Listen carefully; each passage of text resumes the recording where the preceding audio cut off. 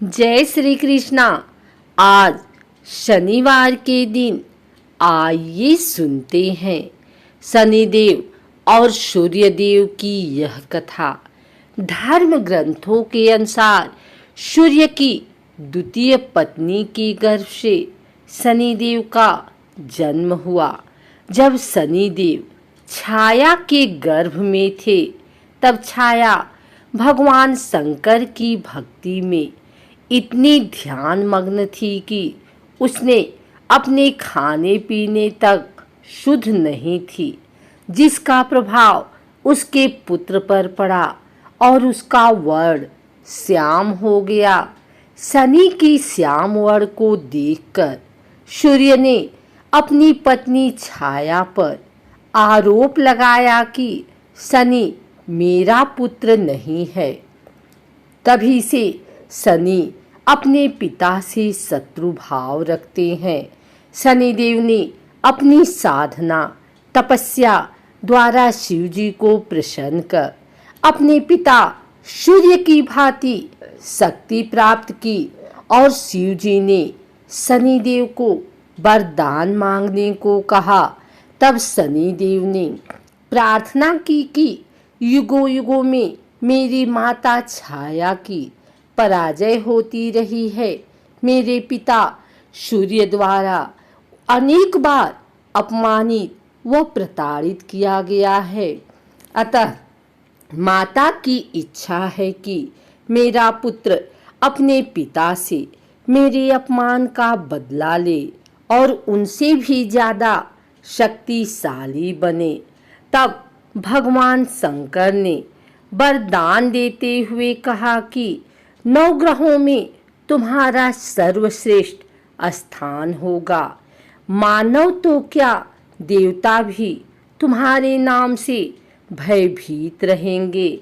शनि के संबंध में हमें पुराणों में अनेक आख्यान मिलते हैं। माता के छल के कारण पिता ने उन्हें श्राप दिया। पिता अर्थात सूर्य ने कहा, आप क्रूरतापूर्ण दृष्टि देखने वाले मंदगामी ग्रह हो जाएं। यह भी आख्यान मिलता है कि शनि के प्रकोप से ही अपने राज्य को घोर दुर्भिक्ष से बचाने के लिए राजा दशरथ उनसे मुकाबला करने पहुंचे तो उनका पुरुषार्थ देखकर शनि ने उनसे वरदान मांगने के लिए कहा। राजा दशरथ ने विधिवत स्तुति कर उन्हें प्रसन्न किया।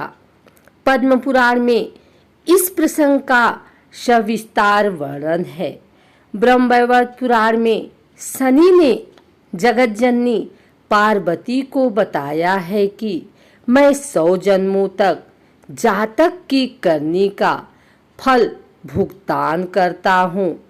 एक बार जब विष्णु प्रिया लक्ष्मी ने शनि से पूछा कि तुम क्यों जातकों को धन हानि करते हो, क्यों सभी तुम्हारे प्रभाव से प्रताड़ित रहते हैं, तो शनि महाराज ने उत्तर दिया, मातेश्वरी, उसमें मेरा कोई दोष नहीं है।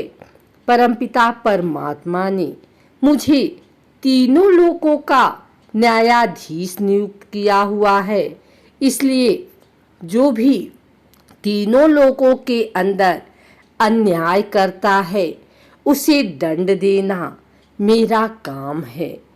एक आख्यान और मिलता है कि किस प्रकार से ऋषि अगस्त्य ने जब शनि देव से प्रार्थना की थी तो उन्होंने राक्षसों से उनको मुक्ति दिलवाई थी।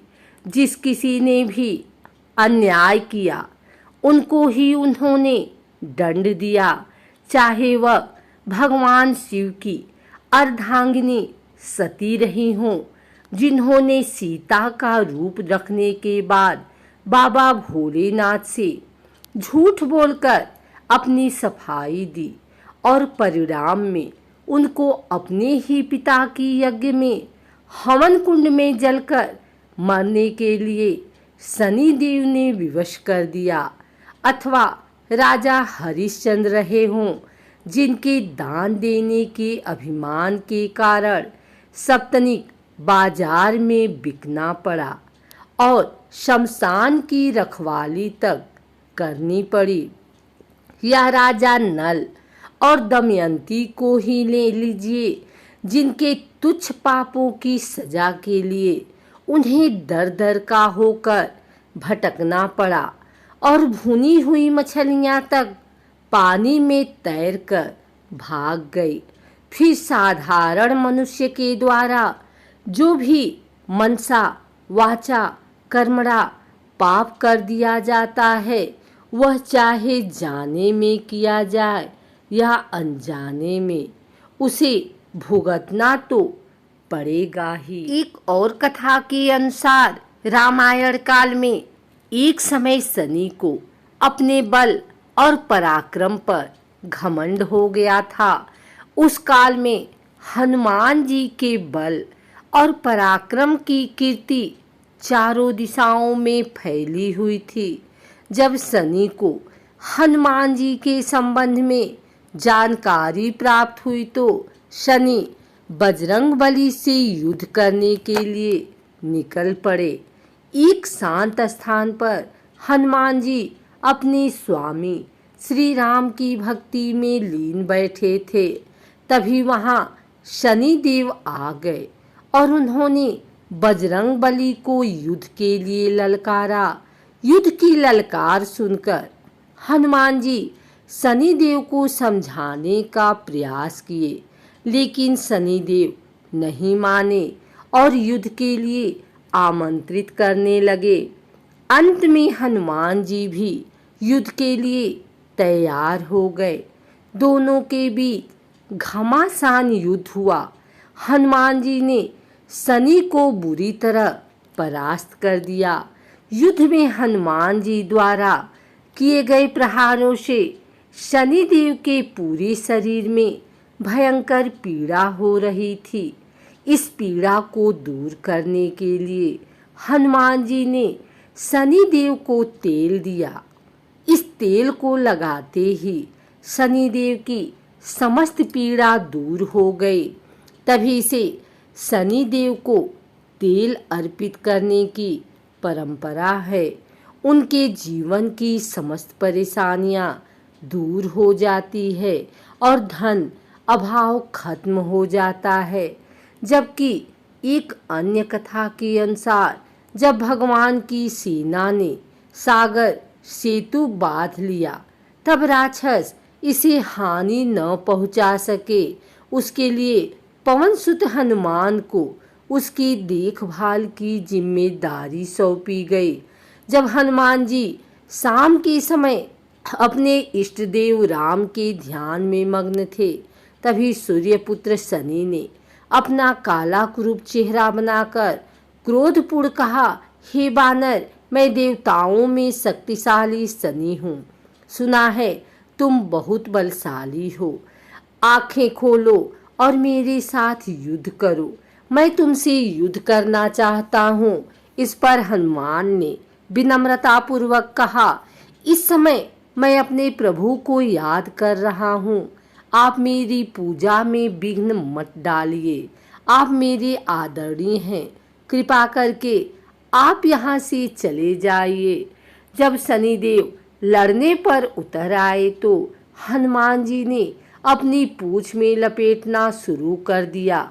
फिर उन्हें कसना प्रारंभ कर दिया और जोर लगाने पर भी शनि उस बंधन से मुक्त न होकर पीड़ा से व्याकुल होने लगे।